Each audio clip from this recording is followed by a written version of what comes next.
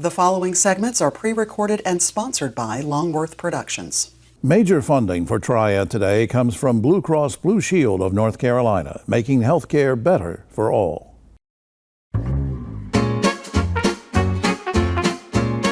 Helping seniors on Triad Today.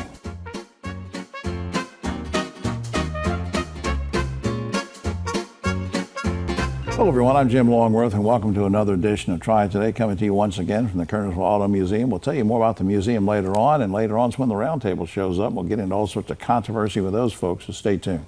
Where we want to start is not controversial, but it's important. We're going to talk about helping seniors, and we do that with two familiar faces, two great guests here with us. On my immediate right, Joel McIver, he's Vice President Communication and Engagement for Senior Services, and our very special guest, of course, our good friend Ashton Fowler, Marketing Manager for Modern Auto. Welcome to both of you. Thank you. Yes. Ashton, I'm going to start with you. Now, why are you, your family, and Modern Auto so supportive of senior services, and in what ways?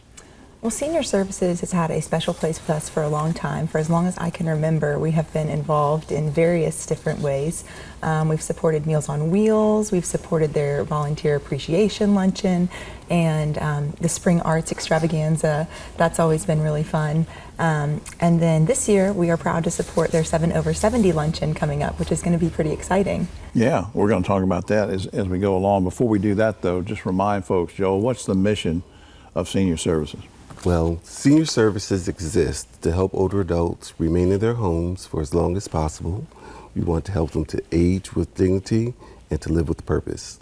What are some of the challenges that, I know this is going to sound disingenuous because I'm in my 70s, but I think I know the answer. But anyway, what are some of the challenges that seniors face that younger people don't? Some of the things they're facing in today's world?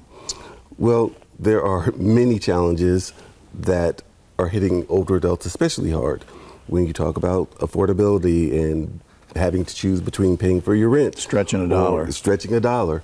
Mobility issues. A lot of folks are having trouble getting out of their homes to get to the grocery store or to do those things that some people don't have those difficulties with. There are a lot of things. I want to get a couple specific items from you about things that you do for the senior community. I think in an email you sent me, one is adult daycare, but there's so many different things. Give me a couple examples of things that you offer. Okay, well, our most well-known program is Meals on Wheels. Senior Services runs the Forsyth County Meals on Wheels program, where we deliver hot, nutritious meals to seniors 5 days a week, and that's done largely through volunteers. Yeah, I did that as a high school kid. We want you to come back, Jim. Through my church. We did it through a lot of churches. Will do that. Right. And is that one of the ways that community can give support? How can the community support what you're doing? Well, there are tons of ways to support. Obviously, you can always make a financial gift to support our programs. We are very great stewards of the donations that come to Senior Services. And you can always volunteer, whether that's delivering Meals on Wheels, working with older adults at our Williams Adult Day Center, or even being an administrative volunteer. All of those things make a great impact on what we're trying to do. Now, Ashton mentioned a few minutes ago about a special luncheon coming up. So Yes. Tell me about that. We are so excited about our 11th annual 7 over 70 awards. Basically, we want to make sure that we're not always talking about older adults in a way from a point of need. Right. We want to honor aging and the older adults in Forsyth County who have made an impact on our community. Yeah. And every year we get to do that. We had over 20 nominations this year, and whittling that down to 7 it was a challenge. Yeah. But on August 20th, we have our 7 over 70 luncheon at 11:30 at the Generation Center. And we're really hoping that even more folks will come and attend. They can get tickets from our website. Yeah, I'm going to put that up on screen right now since you mentioned it. 7 over 70 luncheon Thursday, August 20th, 11:30 to 1, Intergenerational Center for Arts and Wellness. That's website is seniorservicesinc.org, seniorservicesinc.org. And of course, as always, check out the Modern website, modernauto.com. Good folks there, not just because they offer great cars, automobiles, and trucks, but because they do so much in the community. And I guess my final thing is to Joel, do you plan to honor Ashton in 40 years? I think it would be 50, wouldn't it? Would it be? Yeah. You're very diplomatic. Ashton, thanks for everything. Of course. We'll be right back after this. I am so Why can no one help you? Waiting is the work. Healthcare is broken. At Blue Cross and Blue Shield of North Carolina, we get it. Really? Really. That's why we're making healthcare better for all. Starting with you. Yes, you, Daryl. We're making plans easier to navigate by putting your benefits, prescriptions, and details all in one place. Convinced? No. But it's a start. We'll take it. Blue Cross North Carolina. Making healthcare better for all. Starting with you. No matter the challenges, we were there. Whatever the struggles, we were there. And as the sun comes out, bringing the promise of a brighter tomorrow, we will still be here.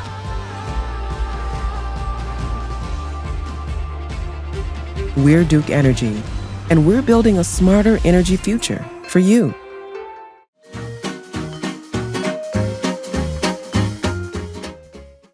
Back now on Triad Today. This special guest was with us before 5 years ago. I don't know why she hadn't been back since then, but we won't get into that. Anyway, Amanda Mell is Senior Vice President of Impact Programs for Shift Ed. Welcome back. Thank you so much. Remind us what the mission of Shift Ed is and who y'all serve. Yeah, the mission of Shift Ed is to boldly accelerate student potential. We are working on a cradle to career continuum, so we are mainly working with students once they hit into kindergarten age, all the way through adulthood, and trying to figure out career exploration and their next steps after they graduate high school. Yeah, and that's kind of a neat concept because a lot of people think, oh, Shift Ed, aren't they the ones that help get scholarships for high schools? Well, yeah, but as you said, you're starting earlier, which brings us to this question. Yeah. Now, in what ways do you partner with Guilford County to get little kids ready for kindergarten? Yeah, kindergarten transition is an exciting time. We're able to work with the county on a variety of different activities, whether we are working on Discover Kindergarten events at local regional children's museums, all the way to large transition fairs where families can come for a one-stop shop to get registered, transportation questions, and really ask anything that they could possibly want to know about starting school and entering kindergarten. And just to be clear, because you and I were talking off camera about different types of kindergarten structures, but as far as Guilford County is concerned, how old you typically is a child when he or she goes into kindergarten? 5. They're 5? Yes. All right. Now, how are the efforts that you're making and the projects and everything you just mentioned, how is that impacting on those little kids? Yeah, we're demystifying the scary notion that it takes more than what you can contain to get into kindergarten. Families can register and get started with their students in kindergarten very easily with the right tools and helping them succeed. So we're really making sure that families feel prepared, can ask the questions, and know that they're not alone when getting their students registered. And especially scary for parents who it's their first child. Yes, absolutely. Yeah. Now, tell us about this back to school resource fair. When is it? Where is it? And what will it include? Yes, on August 15th, which is a Saturday, we will be partnering with Guilford County Schools and many other organizations to provide back to school resources and activities and fun. Our Mobile Innovation Lab will be at the Community Education Center, which is on Florida Street in Greensboro.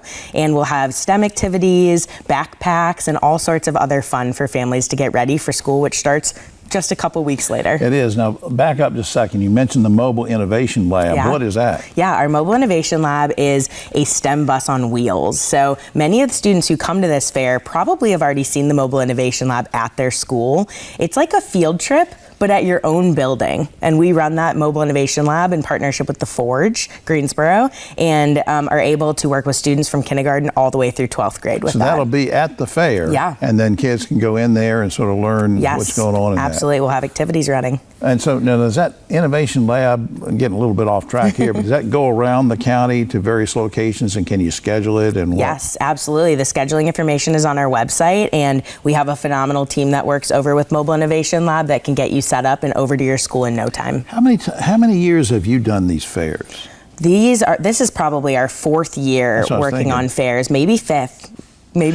Well, then, but before time runs out, I was going to ask you, what kind of feedback have you gotten from little kids, from parents, from people who set up and help with the resources. What's your sense of how it's making a difference? Yeah, we'll have to invite you to one of them so you can see the beaming smile on kids' faces when they get their first backpack. Families leave and let us know through surveys and other verbal conversations how easy this process has made getting into school, and students are just excited to step in and meet their teacher and their new friends. That's just great. Yeah. I had a crush on one of my teachers, but we'll have to do that in another segment. I was 10 and she was 30, and it didn't work out. Oh no. Now up on screen, Back to School Resource Fair, Saturday, August 15th at the Community Education Center. The website to go to for all sorts of information about this and other things, as Amanda was saying, shift-ed.org, shift.ed.org, and I hope you will check that out. Amanda, I appreciate what you're doing and what you've been doing over the years to help get kids ready at all levels, and it's just important work. Thanks for everything. Yeah, thanks for having me. We'll be right back after this.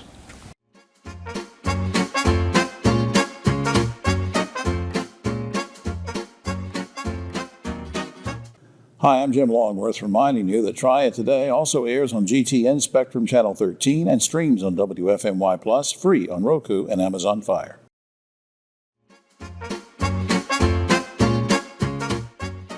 Back now on Triad Today, our special guest is Denisha Floyd. She's a board member of the Black Philanthropy Initiative. Welcome to the show. Thank you so very much for the opportunity to come and speak. It's a neat place here, isn't it? It really is cool. I love the Volkswagen van. Isn't it? Well, we'll just drive off in it after the show. All right, now what is the Black Philanthropy Initiative? What's the mission? Help me out. Yeah, absolutely. Well, the Black Philanthropy Initiative, or BPI, is a 100% Black-led initiative of the Winston-Salem Foundation. Our goal is to explicitly, but not exclusively, focus on organizations to help fund and offer grant support and programming for those organizations to help uplift the Black community. Now, there was something in an email you sent about the month of August. Now, why is the month of August special? Oh, the month of August is Black Philanthropy Month. And so it's a really exciting opportunity for BPI to share the long legacy of Black giving in the Black community. So it really is going to increase awareness for that, right? Absolutely. Give me an example of a way that BPI serves the community. I mean, there are probably a million ways, but give me one or two examples so that people will understand a way that you can serve the community. Absolutely. So some of the ways that we help serve the community are going to be through grant writing, or grant making, excuse me. That gives us an opportunity to partner with organizations that are already doing the work to help uplift the Black community in Forsyth County. Another way is going to be through research and advocacy to help find and understand the systematic ways that the community can be impacted, but as well as give opportunities on how we can help uplift the African American community as well. So just to get a plug in for our good friends at Winston-Salem Foundation, I mean, that kind of support is really crucial too, right? Absolutely. Having the backing of the Winston-Salem Foundation means the world.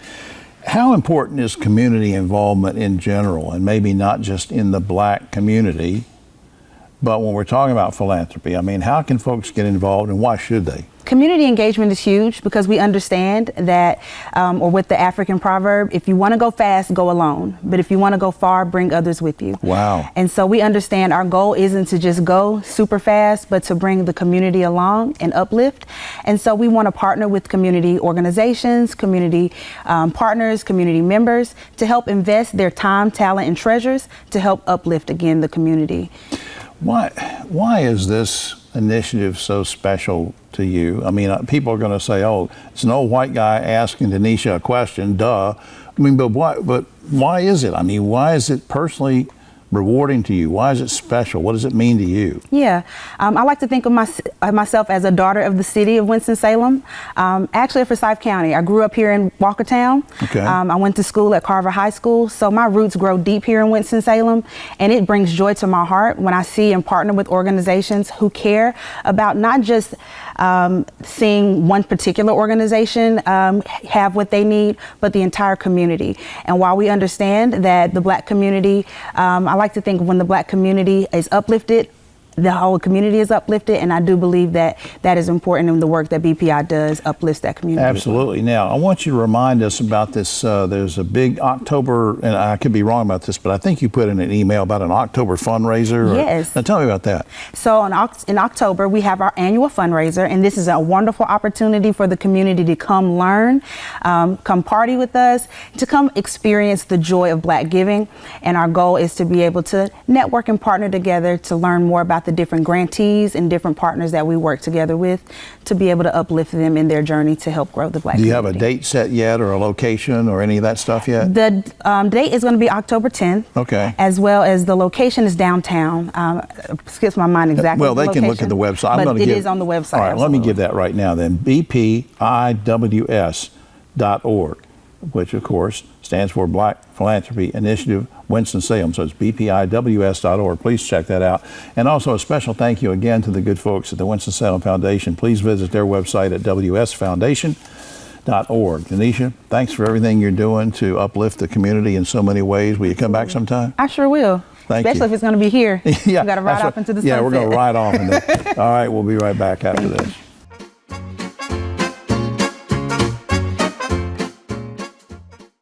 I got free meals. What do you mean? No, seriously, how much did you pay us? I didn't pay anything. I learned how to cook all of these fresh foods that were delivered to my house. Everything in that grocery bag that's fresh, I had a recipe for it, and I know how to cook. It encouraged us to eat better, to shop better, make better decisions. The world's brightest are Fulbrights, Goldwaters, McNairs, and Spartans.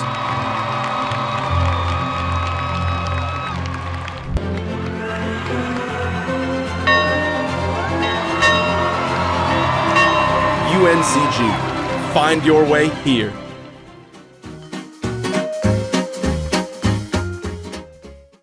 Back now on Triad Today, and two great folks with us right now. One's a familiar face to this show. He's on here all the time. Hank Henning, he's Manager of Local Government and Community Relations for Duke Energy. Hank's special guest next to me is Lindsay Pegg. She's Tourism Manager for Rockingham County. Welcome to both of you. Good to see you. Thanks for having us. Hank, let me start with you. Tell me about Duke Energy's foundation grants, especially as it relates to the America's 250th, and why is your special guest from Rockingham? Yeah, great question. So the Duke Energy Foundation put out a grant soliciting ideas to celebrate America's 250. So I'm joined by Lindsay Pegg, who's the tourism manager for Rockingham County and also sits on the Piedmont Conservation Council Board of Directors, who is also involved with the grant. Right. And now, before we get to the grant stuff, let me just ask you now, why is this gives you a chance to do a commercial here. Okay. Why is Rockingham County such a great place to live and work and for tourism? I would say the biggest part of what we have to offer is outdoor recreation. We are what the economic developer and I say we're the Piedmont's playground, outdoor playground. Right. So we have all things rivers and lakes. So 4 rivers, 3 lakes, 2 state parks, 2 state trails, 5 unique downtowns where you can shop, you can eat, you can just plan your adventure any way, whether you want to be outdoors or inside. I didn't realize that many bodies of water there. Now, speaking of nature, as Hank mentioned, you're also on the board of the Piedmont Conservation Council. Just remind people, what is the mission of that council, and then sort of piggyback with that answer and why the grant for this. I think the mission for Piedmont Conservation Council and what they've helped us do through this grant and some other projects we're working with them throughout the county is they're looking at, that conservation piece and protecting those outdoor recreation resources, and then also at the same time allowing folks to be able to access them. So they work with other nonprofits, community organizations, local governments to do things. So with grant funding and like going after grants and helping to write those and project management. So they were instrumental in this grant and helping us work with the Duke Energy Foundation to secure this funding for this particular park. Now, how does this all tie in with all the big 250th America's celebration type thing? Little known fact is that Rockingham County actually has several American Revolutionary War sites. We didn't have any battles there, but we had several campsites. And this particular river access and soon to be park, thanks to this Foundation grant is that it was the home of Governor Alexander Martin. Okay. For those that don't know, he was a soldier in the American Revolution, but then also became the governor of North Carolina, who kind of led us through to the end of the Revolutionary War. I like the fact that they're campsites back then, but not battles, because that just says that Rockingham's a peaceful place. There you go. No, Yes. no conflict. We can camp out there in one of those lakes, but don't fight. Right. Now, how will the grant money be used? Seriously, I mean, is there a specific way that it's going to be utilized? Yes, we just reconstructed the river access part, and that is right there near what they call the bateau landing. And a bateau landing, if you think about it, it's like a modern day, what would have been a modern day port. Right. And so that's the new river access that was reconstructed. Now, this funding specifically will go to, we've already added a trail, a walking loop, and we will be planning this fall kind of a wildflower meadow, pollinator gardens, and really make it a green space where it's not just for the river access for kayaking and paddling and tubing and fishing, but also a place you can come and sit, bring your friends, have a picnic. I don't have any friends, but I'll come.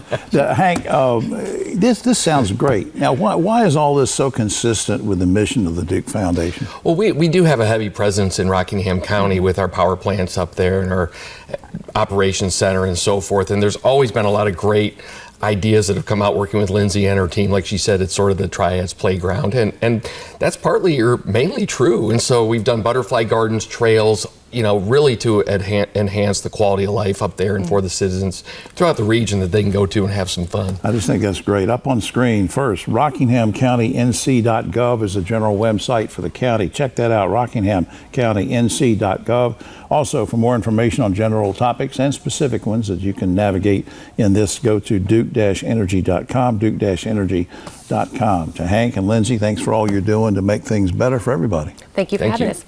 We'll be right back after this.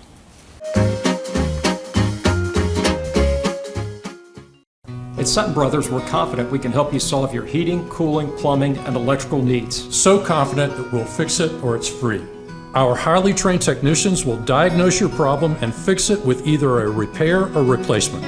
And if we can't fix it, you won't pay the trip fee. So the next time you have a problem, call us. We'll make sure you're completely satisfied. Guaranteed. Call Sutton Brothers today and be confident things will be done right. Schedule online at suttonbros.com. Major funding for Triad Today comes from Blue Cross Blue Shield of North Carolina, making healthcare better for all.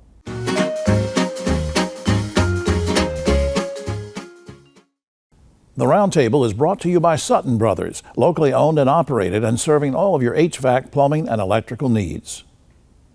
Back now on Triad Today, about time for the Roundtable, but a quick shout out to the good folks here at Kernersville Auto Museum. Check it out. It's free to see all these great classics on Fridays, Saturdays, and Sundays. And now it's free to see these three classics, or as I like to say, A Beauty and Three Beasts. And of course, Ogie Overman, the great journalist. And we welcome back Wendy from hadn't been away from the show, and Keith Granberry.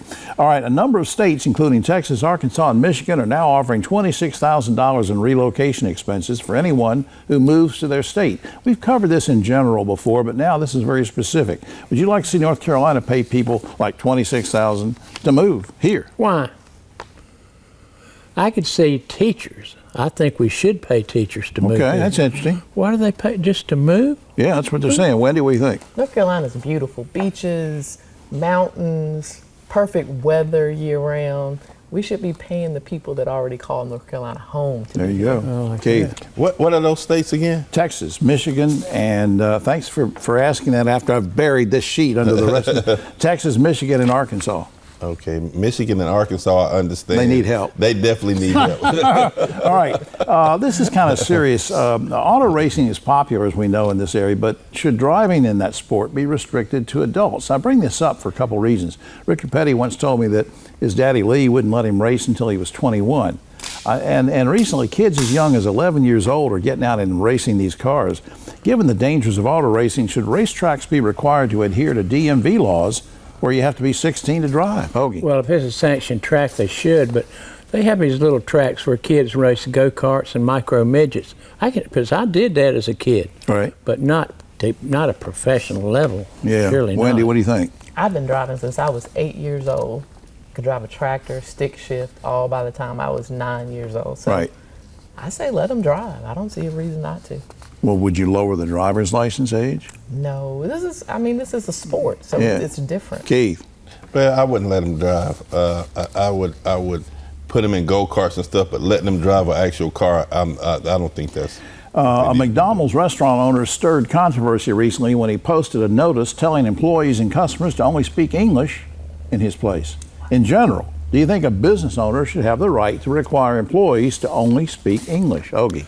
I have a problem with that, Jim. I think maybe the solution would be to have more people teaching English as a second language. That's doable, because it would help you if you did know English, but you should not be required. Business owners should have the right to do that, Wendy?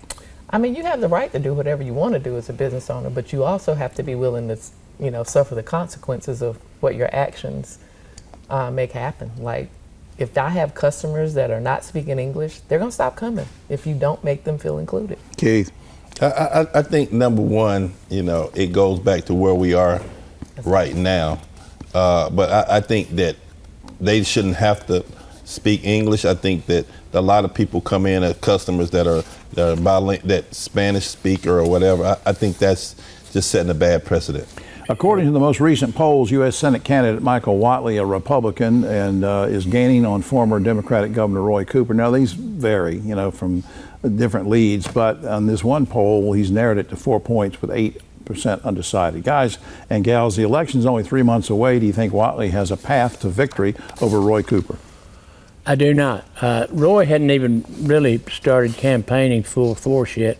He's sitting on a pile of money. You wait and see. We're going to be flooded with Roy Cooper ads. Ms. Wendy? I don't know. I agree with Ogie, but also it's politics. Anything could happen in 3 months with 8% undecided. Yeah. Keith? I think he has a path. He absolutely has a path with the number of registered Republicans that are in this state. But I do believe that Roy Cooper will prevail. But you can't take anything for granted. No, not these days. A bar in London now offers a singles night just for people under 6 feet tall. This is true. Is this inclusive or discriminatory? And would you be okay with height-restricted bars and restaurants in the Triad? Quickly, Ogie. That's one of the dumbest things I've ever heard. What does that accomplish? That's exclusive, not inclusive. All right, Wendy. As a woman that's 5'10", I would have greatly appreciated a bar like this. Keith? I think you should. I mean, Ogie, you working with this bar. Think about how many small people will come to an event. So you don't let anybody in at 6'1"? No, let the small people. They can't come in. No, they can't. All right, and finally, according to the Discovery Channel, humans can have a shark as their spirit animal. There are all sorts of sharks, tiger sharks, bull sharks, great white sharks. Guys and gals, which kind of shark is your spirit animal, Ogie? There's no shark that would be my spirit animal. I've got several spirit animals. Sharks will never be one of them, any kind of shark. Wendy? I'm going to go with the great white. I'm an apex predator, Jim. I survived it. Keith, I've always thought of Keith as a great white. That's exactly. Killer whale. I eat great whites. I'm a killer whale. I'm a killer whale. So I eat great white. Your spirit animal is a killer whale. That's right, a killer whale. All right, well, that's all the time.